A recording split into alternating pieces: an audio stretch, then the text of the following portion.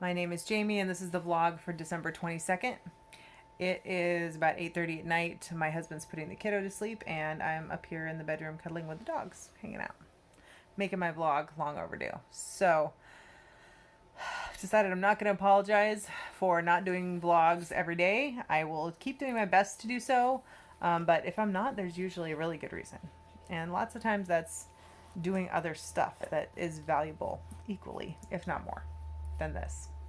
So here we go. So yesterday was surgery day. I took the kiddo in. It's kind of cool what they do now for kids. So she wasn't scared. Oh, she was a little scared when she came in, but they worked really hard to make her comfortable. And she was already prepped that she was going to have to get shots because I knew that they were going to do an IV. And instead of doing an IV, what they do is they give them pre-op like Versed and oxy oxycodone and just a tiny bit and Tylenol. So when you're on an empty stomach and all that kicks in, it's party time. At least it was for Inara. So um, she was basically trying to do handstands in her bed. It was funny. She was like a drunk girl at a college party. The little kid next to us, about the same size and age, who took the same cocktail, was on the exact opposite end of the spectrum. He was really, really sullen, which was interesting to see how different people react differently to different the same medication. So she coped with that piece really well, and she was okay leaving me at that point when everything had taken effect fully, and they took her back. It took about a half an hour, 45 minutes ish. Took her a little while to come out of the anesthesia, but what the doctor told me was that her tonsils were much more enlarged than they could see on physical exam, and her adenoids were much more enlarged than they could see on physical exam. And her tonsils were also full of a surprising number of tonsil stones, especially for somebody who's only 5. Some people get them when they get older, and it's like a sore throat. Sometimes it means your tonsils have to come out. Sometimes it means they just have to take the stones out. And the stones are just like when your body gets a bacteria back there, its defense mechanism is building up this calcification around it inside of that gland, that tonsil gland. So yeah, it's like looks like a tooth, like a stone. Some of the times they're tiny, sometimes they get really, really big though, and they cause problems. So anyway, she had a surprising number of tonsil stones. I'm not sure what that means, but can't be great. And between her adenoid swelling and her tonsils swelling, she had cut off about 75% of her airway, of her nasal passages. So all this time she's been breathing on, they said about 70%. I don't want to exaggerate. She's been trying to breathe through that when she sleeps. So needless to say, this could be game changing for us as we hoped it would be. It's way too soon to tell. Right now, she sounds a little bit like Darth Vader. I mean, not extremely, but she has a much more deeper, gravelly voice. She is on ibuprofen and Tylenol every 3 hours, alternating around the clock, which means we have to wake her up and wake us up for a while. Because we've been on it with the pain stuff, today went really well. But yesterday we got home. She's doing popsicles and things like that. I wasn't really sleeping like I expected her to nap. Didn't really happen. Which makes me wonder if she was getting better sleep, better air immediately when those were cleared out. But I don't know. Who knows? So she didn't really sleep. And we ended up having the power go out because there's a huge wind and rainstorm. So 3 hours into the power going out, we got her stable enough that we could get her in the car, went and picked up some takeout Chinese, and we were eating takeout Chinese in our 50-degree warmest room in the house living room by lantern light and candlelight, kind of getting in the mood and relaxing for the fact that, oh, this is okay. This is kind of lovely, actually, in some ways. And the lights come back on. Yay. So our freezer works, which was my big concern, because if the freezer goes down when a kid needs frozen stuff, this is going to be a nightmare. It's not that big of a deal, I guess. You buy some bags of ice, put them in a cooler, and hope for the best. It isn't quite cold enough outside to be freezing stuff in like the snow. There's no snow. There's just wet. I mean, it's the Pacific Northwest. It was really rainy and windy. But I'm glad the power came back on. So we got through that. First night was rough.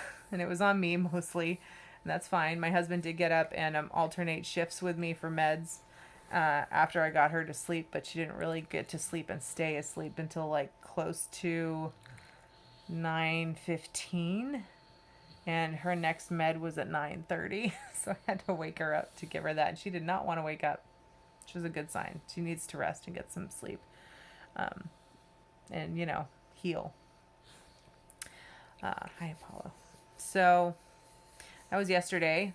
Today we did something I never do. We camped out on the giant red beanbag we have upstairs and played video games. She wanted to see us play through a couple of games.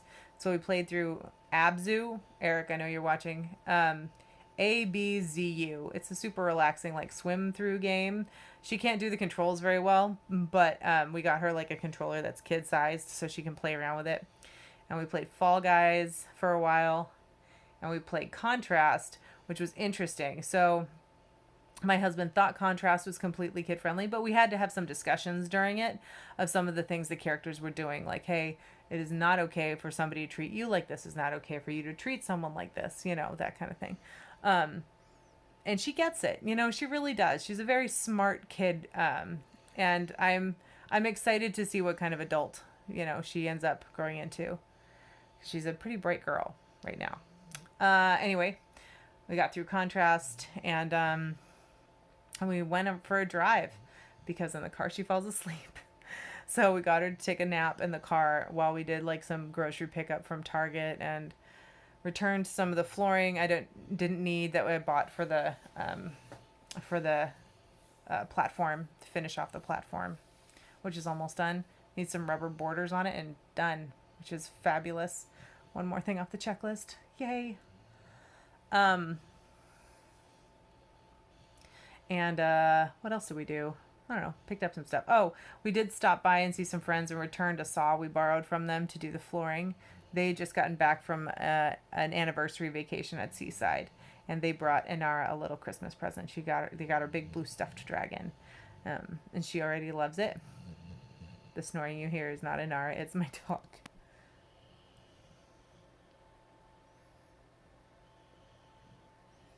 Apollo's tired, and I'm his person. So, message from my husband. There we go. So that's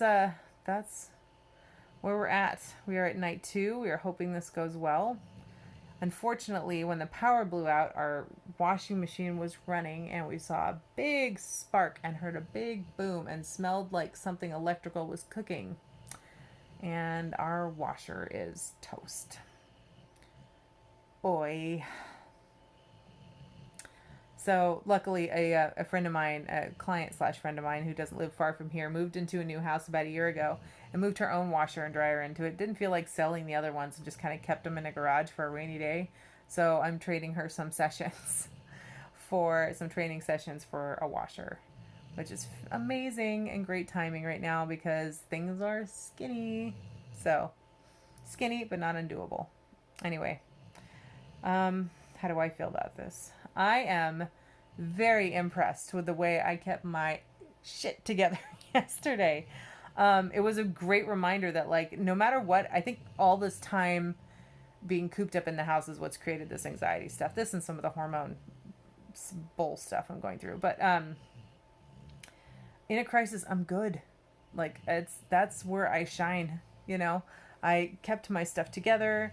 I made sure she was taken care of. I had everything down to a T. I had the discharge instructions. I could talk to the nurses. I could ask my questions. I didn't feel like I was being dumb or putting anybody out. Yeah, I can do that stuff. And that's the real tough stuff. So now I'm, what's the word?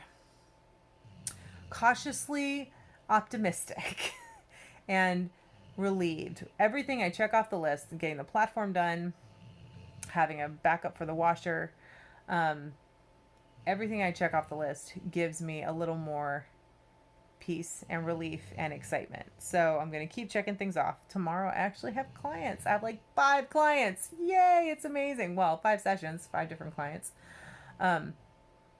And I'm looking forward to it. I'm looking forward to being able to get out of the house. Two of those sessions will be at the outdoor tents at the Y. The rest of them will be at home. So, seems like things are starting to come together. Good timing.